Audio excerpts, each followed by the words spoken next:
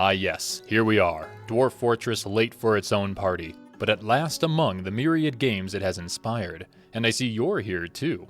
Well, you're here, as in watching this video, though I guess you may also be on Steam. The point is, you might be wondering, what is Dwarf Fortress anyway? Or perhaps you know that and you're wondering, why am I playing it? Or maybe you know why you're playing it, and you just don't know how. Fear not, I, Tekka Dwarfus, am here to counsel and console you through these trying times. This very video upon which you have clicked marks the first of a short series to help new players like you get the most out of Dwarf Fortress, and to become proficient with the game before your internal rage overflows and sends your keyboard out the window. So what is Dwarf Fortress? Is it a game? I don't think so, at least not technically. Is it a simulator? Yeah, I suppose it is. A colony simulator? Well, not really, or I should say not just. It has a colony simulator in it, but it's much more than that. It's a world simulator that allows you to play a part in a world that's a whole lot bigger than you.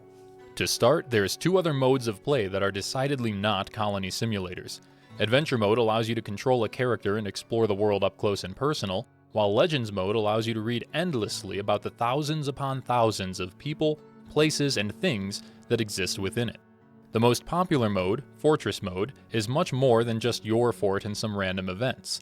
The world you generate when you start playing Dwarf Fortress is an incredibly deep and expansive context for your goals and actions, and it's a living place all on its own.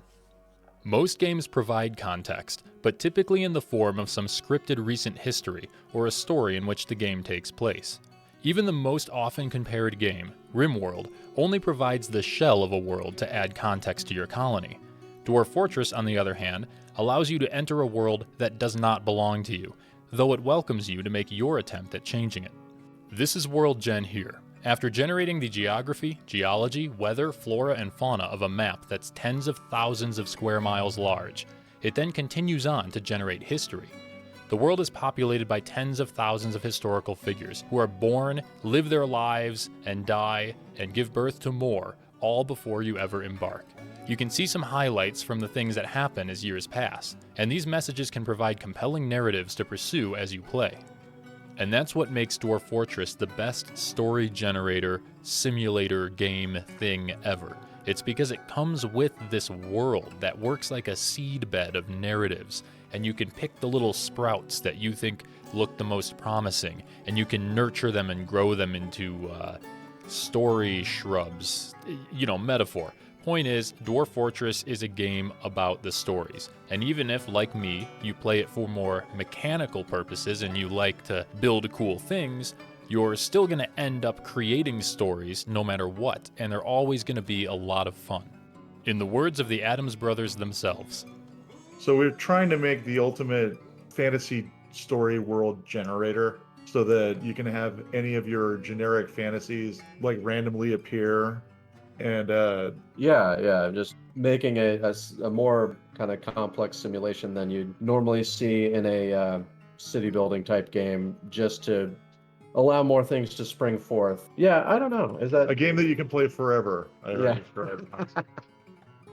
That's what Dwarf Fortress is that other games aren't. It's an opportunity to really carve out your own path and destiny in a world that doesn't even care if you embark or not.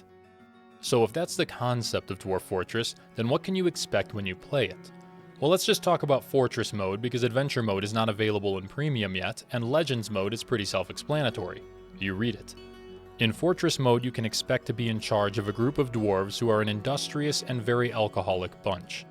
Your dwarves have very few absolute necessities, but many things are expected to be provided to them. They do have moods which will suffer if you're too negligent. Overall, Colony Simulator veterans will have a general grasp on what they're expected to do.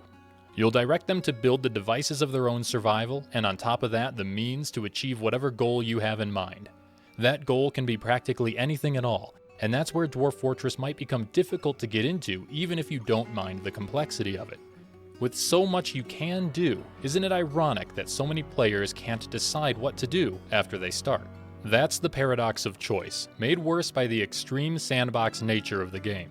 Not only are there a million little narratives to discover and make your own story out of, but the game leans so heavily into freedom of action for the player that it doesn't demand much action at all. And that's not to say that nothing is necessary in Dwarf Fortress. There are a handful of things you must do, unless you want to see a fortress crumble before even the slightest accomplishment is made. It's a small handful though, and indeed you can make a fully sustainable and impenetrable fortress in a 10 by 10 room in about 20 minutes if you want. So how do you decide what to do when you don't need to do anything, and you can do so much that it seems impossible to decide? Well, it's a matter of ditching some old programming that games have instilled in us.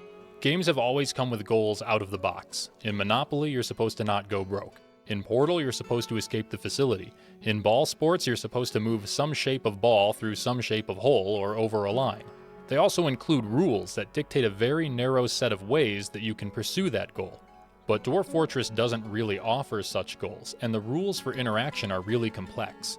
If you find yourself lost without these things, then just remind yourself that you're not playing a game to win anything. You're here to make a change in the world or build a fantastic creation that you'll enjoy. The most successful thing about Dwarf Fortress is that it's going to be fun no matter what you decide to do. You just have to start doing something.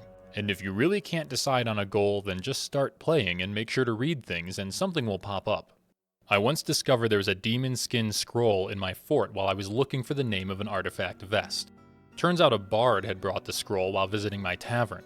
The scroll was written by the bard, who, when she was 2 years old, got attacked by something called a dark freak, a colloquial term for some insidious abomination that kidnaps males and transforms them into mates in order to produce more daughters.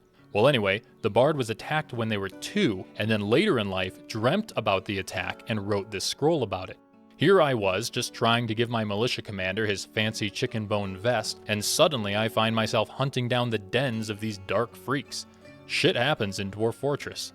Anyway, I asked some prominent creators from the community, as well as Tarn and Zach themselves, what they get up to, because everyone plays it differently, and you might be surprised. Generally, I like to create scenarios, and it's less of a I'm building an industry and more of a I just want to create a place that narratives could come out of naturally. I don't really care if things are perfectly optimized. I don't really care if things work out. I intentionally leave holes in my fortresses so that things can get in and cause chaos and mayhem, which is just entertaining to me. Like I'll have a back door that I'll intentionally leave unlocked that things could walk in just because that's exciting to me. In my videos, I do tend to do a lot of story stuff, but I'm also doing a lot of experimenting sort of stuff as well. Like, I had a vampire fortress, and I wanted to see if we could turn all our dwarves into vampires. And sure enough, it's possible if you kind of mess around with things just the right way. So I kind of like mixing that aspect. I like the, if I want a story, I got a story. If I want to feel like I'm in control of something that's in part of a world, it scratches that itch too.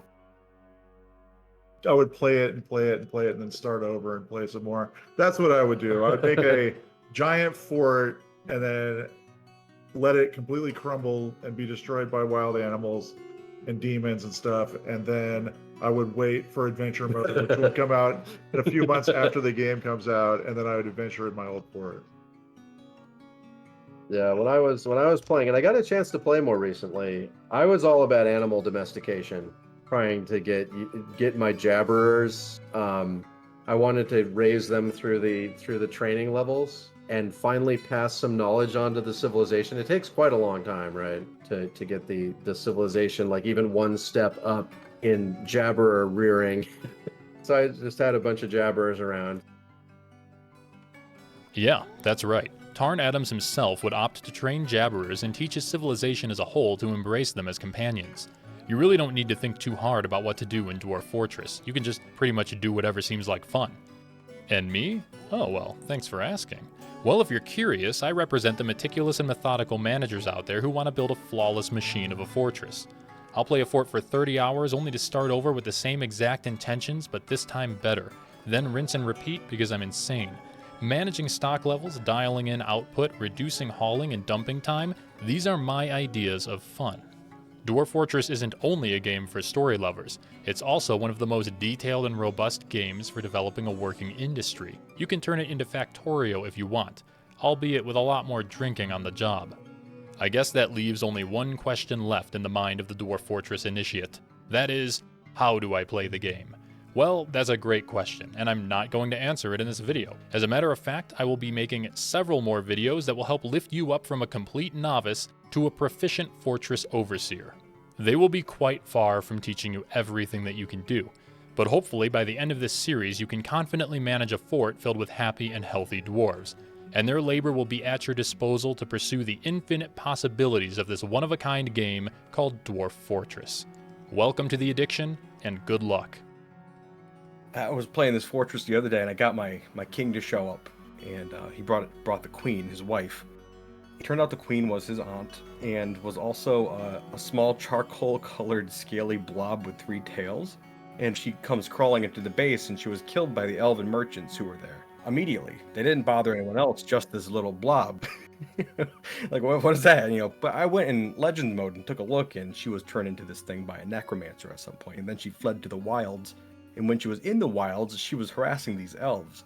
So I guess the king decided to take her along when he came to our fortress, and the elves recognized her and